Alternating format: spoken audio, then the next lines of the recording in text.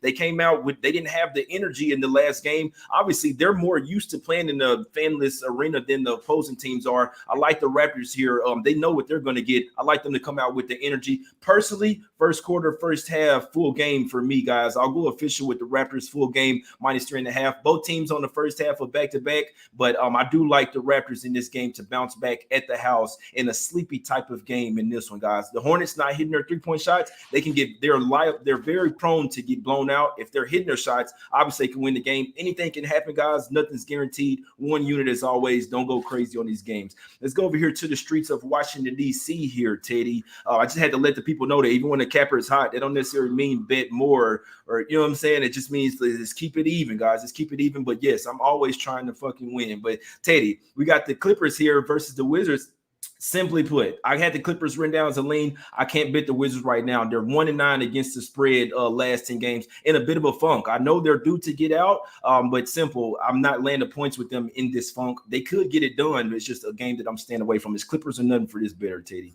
I'm right there with you. And, when it comes to character, all right, the character of teams, what teams respond well to adversity and what teams take a punch and they go in the wrong direction. Right now, these two teams are disparate in that circuit.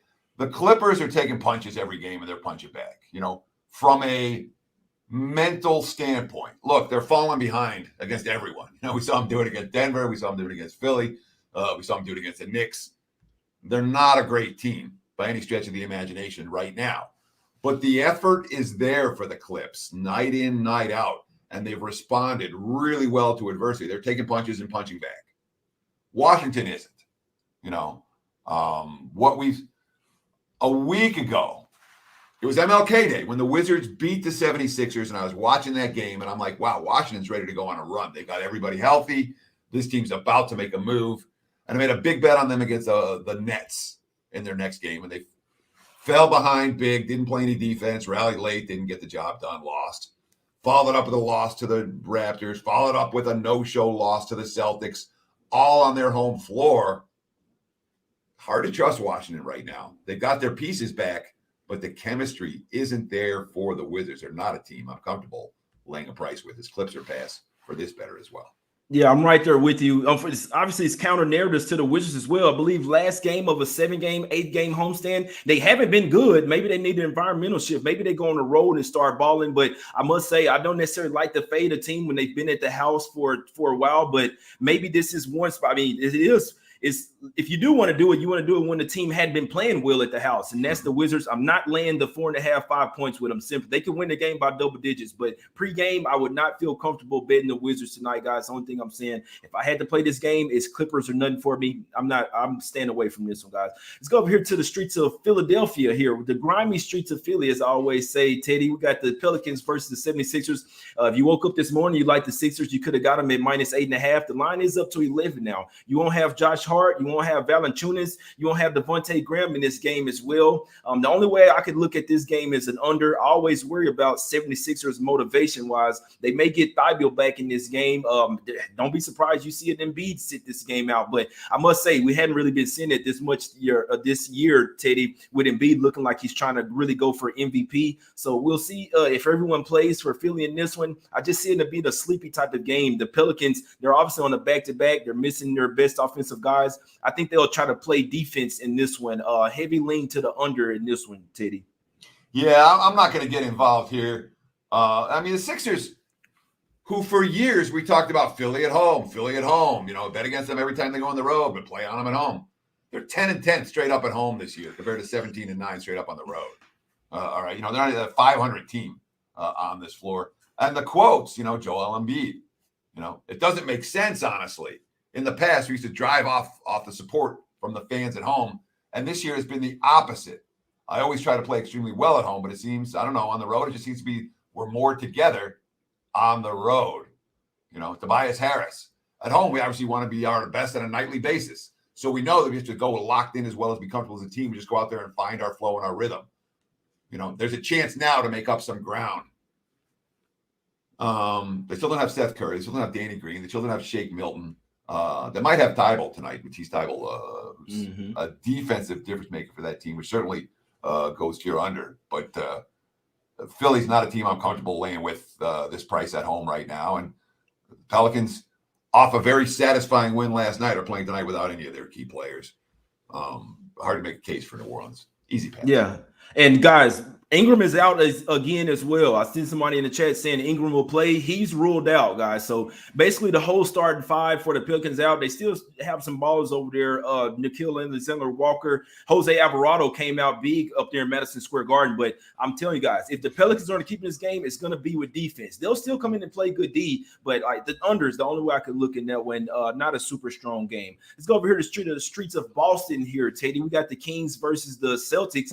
Line opened up at -8.5. It's still there. Most of the totals as well. De'Aaron Fox, his little cone head, he set out versus the Bucks. Man, tried to screw me off, Teddy, but we still got the cash, whatever. But I said that because it'll be interesting to see if he comes to play here. I'll be honest with you, Teddy. So look, Teddy, the Kings are 5-0 against the spread last 5 games versus Boston. They're 4-1 against the spread last 5 in Boston as well. Celtics 0-5 against the spread last 5 after ATS win, and they're also 1-6 against the spread at home last 7 games versus losing teams. I hope the Kings go all out here. They do have a game tomorrow in Atlanta. I hope the Kings leave it all on the floor here. So I'm rooting hard for the Kings. Didn't bet this game. I hope the Kings win this game outright. So I can fade them tomorrow, Teddy. That's simple. Yeah, and there's nothing, I do that a lot where I'm really rooting for one game, even though I have no bet on it because it sets up something good for the next day or for the next game. So no argument with that concept. I don't put my money on the Sacramento Kings very often. All right. I don't. And Fox, I'm seeing questionable for tonight if he returns to the lineup for the Kings or if he doesn't. So it's basically from the get-go, it's a Celtics or pass for me. So the Kings are not a team. They're a bad team. They're a bad team that doesn't have their chemistry together and finds way to lose winnable games and underachieves their talent level and underachieves their statistical profile. So Sacramento is not always a one-way team, but basically a one-way team. And I don't have my money on the Kings a lot. The question is, can we trust Boston? And 3 or 4 times this year, I'm like, here's Boston. They're ready to make their run. They're about to come alive. And 3 or 4 times I've been disappointed because they haven't put that run together and they haven't figured it out. Tatum was ice cold, and then all of a sudden he goes nuts against the Wizards. One key thing for the Celtics that makes me like them more now than I did a week ago, Marcus Smart's back in the lineup. And Marcus Smart's one of these guys, doesn't move the point spread, but he makes an enormous difference to their energy, to their defensive mentality. With Smart on the floor, the Celtics are too good, I think, to play this mediocre basketball all season. They're going to go on a run. Maybe it starts here. Maybe it started with the Wizards and continues here. I lean Boston. Am I confident enough to play them? You talked about all those bad numbers they've had as home chalk. I'm not confident enough to play them. Lean Celtics, not a bet. Yeah, I'm with you on that. They do got Smart and Robert Williams III back as well. He's another player that a lot of people don't really know about or don't think doesn't really make the point spread move, but he's probably one of the most important players to the team. Literally, I'm talking about he's the anchor of their defense. They are a different team without there. I'll be honest. I like them running Schroeder at the start point guard more. I don't think Smart is a start point guard. He's the best perimeter defender on the team, but the guy is not a point guard. I think they need to stop it with him bringing the ball up the floor. Brown and Tatum coming off a 50-point game, he might have a bad game here. Brown and Tatum don't pass the ball. It's all ISO ball here. So, like I say, I'm not playing this game. I don't like the point spread for the Celtics here. I may not lay 8.5 with them all season. I don't know if I could lay 8.5 versus the Magic with these guys. So, like I say, I'll say it one more time. 0-5 against the spread, last 5 coming off an ATS win. 1-6 against the spread, playing against losing road teams. So they play down to their competition. I'll be honest, I hope they do it again tonight. I hadn't put a single dollar on the game, guys. Let's go. Just know that the Kings got the Hawks tomorrow. Let's see what happens.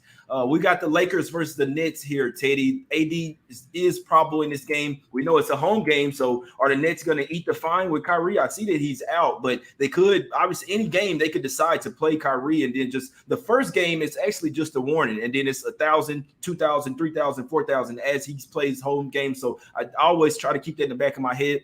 It's Lakers or nothing for me here, Teddy. Obviously, it's always tough to bet the Lakers right now, but I think the Nets, their first game back at the house off a road trip. It's a fade spot for me as well, and they have been playing well at the house. We see them 6-17 against the spread at the house this year. The line is all over the Lakers as well. Obviously, they had KD on Christmas Day, but you had the Lakers were 3.5 point underdogs, 2.5 point underdogs in that game. Now they come in here 2.5 point favorites on the road. The line is all over the Lakers here. It's the only way I could look in this game, Teddy.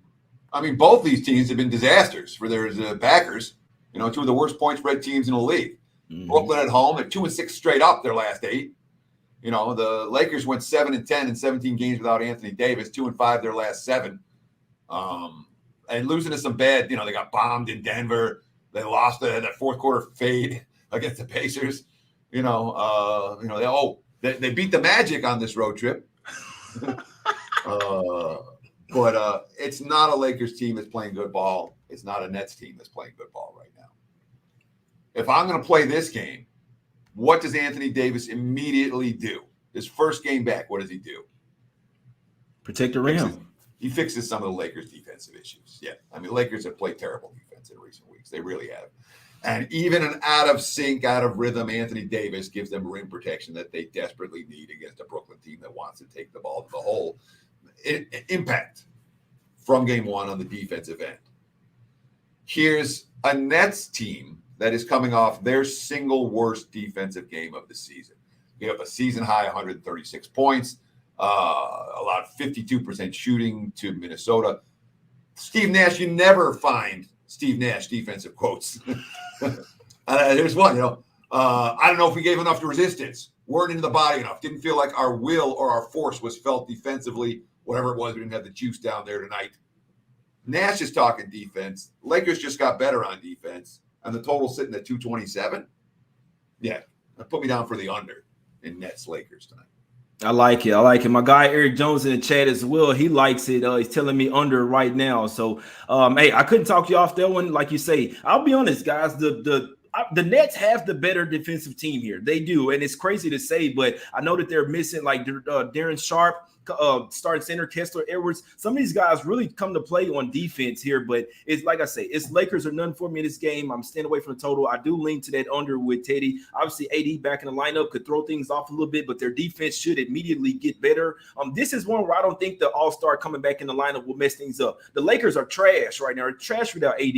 When you're that bad, you want that player come in. You're going to get hyped up. So, yeah, in all honesty, I could see the Lakers here covering this game. It's the only way I could look here, Teddy. Lean Lakers first half, lean Lakers full game as well for me, and also that under with my guy Teddy. Let's go over here to the streets of Houston here. We got the Rockets versus the Spurs here. You have a revenge spot for the Spurs. They lost at the house. It was the first game back of a road trip. The Spurs back at the house off of like a 6-7 game road trip. And then now you have them, like you say, they were injured as well in that game.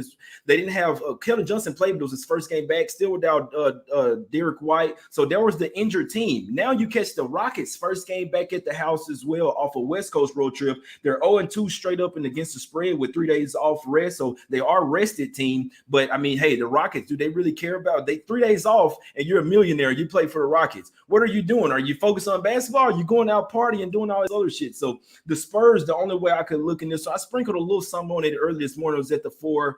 Heavy lean to Spurs here, Teddy. I think that they should run away with this one full game. Uh-oh. You and I have a disagreement on this one. I'm looking at the Houston side.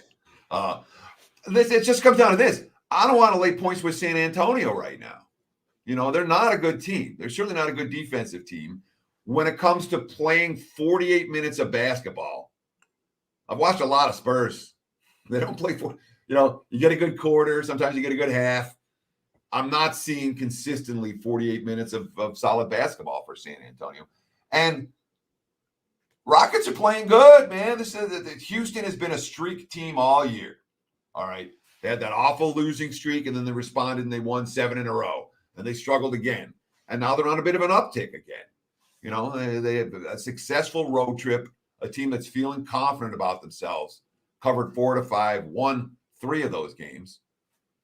I lean Rockets here. I haven't pulled the trigger, but I do lean the other way from you on this game. So we're allowed to disagree on some of this stuff.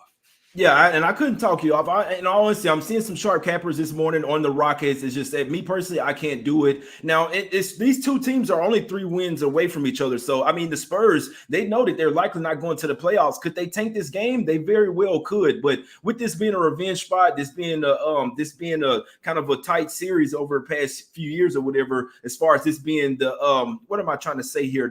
They're in close proximity to each other. So you got the in-state rival here. This is a rivalry game. That's what I'm looking for. So I'll just break it out. Like I say, it's a revenge spot for the Spurs. They lost in San Antonio 128-124. It was a terrible spot for the Spurs in that game. Now they catch the Rockets in the same spot that they were in. First game back at the house off a long road trip. The Rockets, like I say, 0-2 straight up in ATS with 3 days off rest. They're 0-4 the last 4 with 3 or more days off rest. And the Spurs need a confidence building win and opponent. And that's what they get here. So it's just me. That's the only way I could look in this one is the Spurs. I understand the arguments for the Rockets. They're back at the house. They almost beat the Warriors, all of that good stuff. They are playing well right now. So I could see it, but it's the way this team plays, man. You never know what you're going to get from the Rockets, guys. So we'll see what happens in this one. Definitely nothing super strong for me. You talk about super strong. Let's go over here to the streets of Portland, guys. We got the fucking we howling with the Wolves tonight, man. Trifecta spot. Give me the Timberwolves. First quarter, first half, full game, Teddy. They're catching the Blazers coming off of 6-game road trip over there. I'll let you go, and then I'll break them off with all my points. I got a ton of shit on this game, Teddy. Well, yeah, I mean, look, Portland just had a great road trip. They had by far their best road trip of the season. Closed it out. You know, they started out, they got bombed in Denver, and then won 4 of the next 5. 3 of them as dogs of +7 or higher, including you talked about the win at the Raptors, the win at the Celtics, the win at the Wizards. I'm not saying they're doing it with smoke and mirrors, all right, without Dame. In fact, right now, this team, I have them power rated higher now than I had them when Dame got hurt. But it is a very young Blazers team. You know, you have McCollum and Nurkic as your veterans, and there's a lot of young guys. I do not trust the young guys to have their head on straight after a great road trip. And Minnesota's one way right now. You know, I mean, T-Wolves, they're pretty good. All right. They're as healthy as they've been for extended stretch this season, and they're winning games on the road. Minnesota is not exclusively a one-way team for me right now, but if I'm playing the T-Wolves game, I'm likely to be on Minnesota. From a talent standpoint, they're there. You know, the chemistry coming together. It's not there all the time, but the only game they've lost their last 4 was a second-half meltdown against a Hawks team that has shown buy signs in recent weeks. I'm with you on Minnesota or pass for this bet. I'll tell you guys straight up, 3 teams I'm looking to ride right now. Well, not just 3. I mean, I think the Raptors are due to go on a streak as well, but a couple of teams I'm riding right now. That's the Timberwolves and that's the Hawks. So that's why I'd like to see the Kings go all out tonight. They got a back-to-back in Atlanta tomorrow. I think they get smacked up. But regardless, let's go to this game here. And the Wolves got a couple 3 big games coming up as well. This is one of their best chances of winning. I think they got the Warriors, the Jazz, the Suns on deck. They got 3 tough games. So hopefully they're not looking ahead. Anything's possible, guys. I always tell you that nothing's guaranteed, but I'm on the Wolves tonight, guys, early and often. If you didn't know, I was raised by Wolves. 4-1 against the spread last 5 games versus Portland. They have the major rest advantage. They had 3 days off before their last game. I know they're just coming off 1 day off this time, but what I'm saying is that before the last game, there's still 2 games in the last 5 days, second game in the last 5 days. Blazers, they're not necessarily rested. Blazers, they're off a 6-game East Coast road trip where they went 4-0 straight up and against the spread. So it was a good road trip. It's not like they were ready to get back to the house, whatever. They were playing good on the road, playing some good ball, guys. I'll be honest with you. Anthony Simons, this team is playing defense. They get power back tonight. I don't care. The Timberwolves already beat them in Portland earlier this year, 116-111. The Timberwolves are getting 3 points that game. Now they're laying 3. Obviously, the line is all over the Timberwolves in this one. They have the major bench advantage as well. Blazers, number 24 in scoring bench in the league. The Timberwolves, number 18th bench over the last 5 games, and the Blazers, number 28th over the last 5. Net rating for the bench, number 7 for the Timberwolves over the last 5 games. The Blazers, dead last. They're relying on their starting lineup a little too much. They're very top heavy. When the lines are changing and you got the second guys coming in, the Timberwolves will blow this game open. I think they'll start out early. It's a funky spot. Edwards is not out, guys. Edwards is probable today in today's game. Give me the Timberwolves. First quarter -1, first half -1.5, full game -3. I'm howling with the Wolves.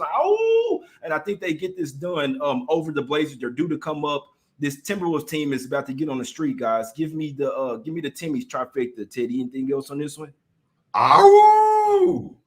Let's go, Teddy. I like it. Last game up, man. We got the Mavs versus the Warriors here, guys. The Mavs have owned them lately, man. They've owned them. They won early this year already at +4.5 at the house. Beat them 99-82 with Draymond. The line is all over the Mavs here. Now you got the Warriors come home laying 3.5. So the line is even shortening up. These guys come to the house. Obviously, Draymond out has something to do with it. The Mavs won 11 of last 13 games. They're 5-1 against the spread last 6, versus greater than 6% win teams, Teddy. 3-0 straight up versus the Warriors. 8-2 against the spread last 10 meetings. 7-8. They've won 7 of 8 last meetings as well versus the Warriors. Kind of own this team right now. Warriors, they don't look right now. 2-5-1 against the spread last 8 games. Steph is not balling. They're 0-6-1 against the spread last 7 after a win as well. Mavs, the only way I could look in this one, Teddy. Yeah, I'm looking at the under. Again, these two teams played back earlier this month, 99-82 in that contest. That total was 213.5, stayed under by 32.5 points. And it's not like Dallas is. Dallas is the slowest team in the league, or as slow as anyone right now. Their offense is at a snail's pace. And yeah, they're ranked 29th in pace for this full season. The Knicks are lower. But right now, you watch Dallas, every possession, they're walking it up. They're taking 20 seconds off the clock. It's a very slow-paced Mavericks team, and the defensive numbers are showing it. Look what they've done. They shut down Memphis. They shut down Toronto. They shut down OKC and Orlando and Memphis again. They shut down Chicago. They shut down Golden State the last time. This is the team that's playing to the under right now. And Golden State's coming off that, barn burner 94-92 game that Steph couldn't make a shot. Before that, they didn't make a shot against the Rockets. Curry's ice cold. The only over that they cashed during this 4-game homestand, this will be the 5th game on the homestand, came in that overtime game against Indiana. Yeah, I like the under with the Warriors and the Mavericks this evening. Slow pace, defensive mentality for both squads. Exactly, man. I couldn't talk you off here. The Mavs have been the #1 defensive rated team in NBA over the last 5 games, the last 10 games, the last 15 as well. So the Mavs, watch out with this, especially with Porzingis back, and they got a lot of different guys that can do it. Dorian Finney-Smith stepping up. You got Tim Hardaway Jr. coming off the bench. Obviously, Luka is always primed to go for a 30-point game, possibly triple-double. The Mavs are balling right now. They're streaking right now. They're trying to catch that 4th seed in the West. It's kind of 2 teams going in the opposite direction, if you ask me. The Mavs, the only way I could look in this one, guys. I hadn't betted yet. We'll see what happens early in these games. I may sprinkle some on the Mavs +3.5. They've low-key owned the Warriors over these past 8 games, 9 games meetings, and you could argue that they were worse Mavs teams and better Warriors teams. So be interested to see what happens in this one. Mavs, the only way I could look in this one, Teddy. Let's get to some free plays, man. First, I'll let you guys know, go check out WagerTalk. This show is powered by WagerTalk. Do me a favor, man. Go use that promo code over there. Make me look good. I appreciate y'all. Have you ever checked out all the new handicappers at WagerTalk? If not, here's your chance. All NBA Talk with J Money viewers who are new to WagerTalk can get a 1-day all-access pass to the handicapper of their choice for only $1 versus a regular price of $39 using coupon code J1 when checking out. Our new roster of experts is 25 deep, covering sports from around the world, giving you tons of options to choose from. All you have to do to redeem this offer is be a first-time WagerTalk customer. Go to WagerTalk.com, choose the handicapper of your choice, use coupon code J1 when checking out on a 1-day all-access pass, and get a full day of picks for only $1. Full day of picks for 100 pennies, man. Couldn't talk you off there, Teddy. What we like tonight? I'm going to go with the Lakers under that total. Lakers and Nets. Obviously, I gave you the rationale earlier. Again, 227. Anthony Davis, he might make them a little better offensively. He's going to make them a lot better defensively. Brooklyn coming off that dismal defensive showing. I'm not expecting pace, and I'm not expecting offensive efficiency. I look for the under with the Nets and the Lakers.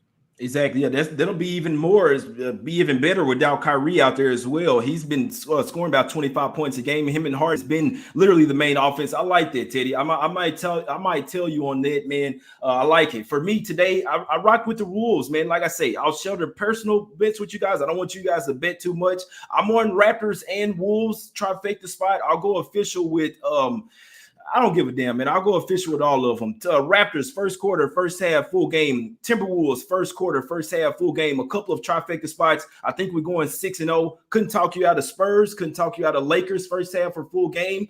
And couldn't talk you out of Pelicans and 76ers under, guys. I appreciate it. The hell out of everybody tuned in. I'm doing another show with Shark at 6 o'clock Eastern, guys. We'll be right here again with my guy, Shark. Appreciate y'all for tuning in. Go and follow my guy, Teddy Covers, on Twitter at Teddy_Covers. You can follow me as well at J Money is Money. Let's get some cash today, guys. We out.